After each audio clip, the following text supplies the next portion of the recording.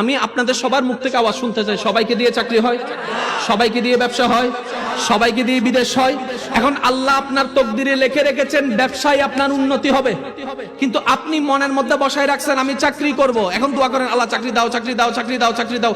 আল্লাহ কয় তোর লাইন রাখছে আমি ব্যবসায়, তুই চাকরির দিকে দৌড়াস কা। এখন বেজালটা কে লাগাইছে? আমরা বেজালটা কে লাগাইছে?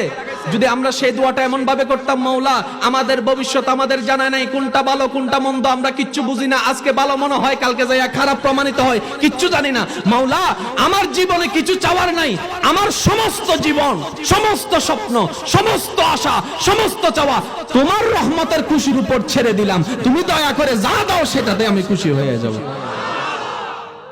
তাইলে কি আর কোনো নির্দিষ্ট চাওয়া থাকতো? কথা বলেন না কেন?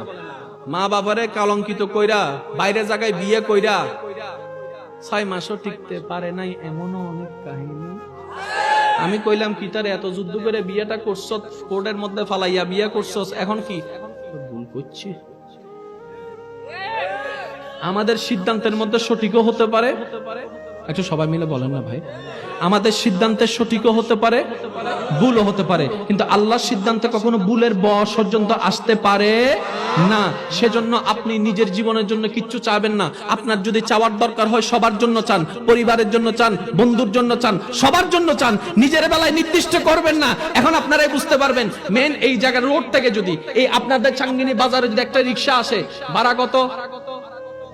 30 টাকা। ভাড়া কত? জোরে বলেন। এখন আপনি এখানে নামার পরে রিক্সাওয়ালা ভাইকে কত দিবেন? যতটুক কথা ততটুকুই। আর আরেকদিন এক সপ্তাহ পরে আপনি আবার আসছেন, একজন রিক্সাওয়ালাকে জিজ্ঞেস করলেন মামা যাইবেন আপনি? কোথায় যাবেন? ওই চাঙ্গিনা বাজারে যাব। তো কত?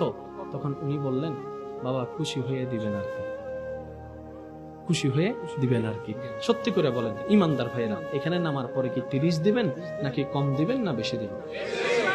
পিছনে কয়েকজন কইতেছে সুযোগ পাইলে কমও দিও। কম দিবেন নাকি 30 দিবেন না বেশি দিবেন?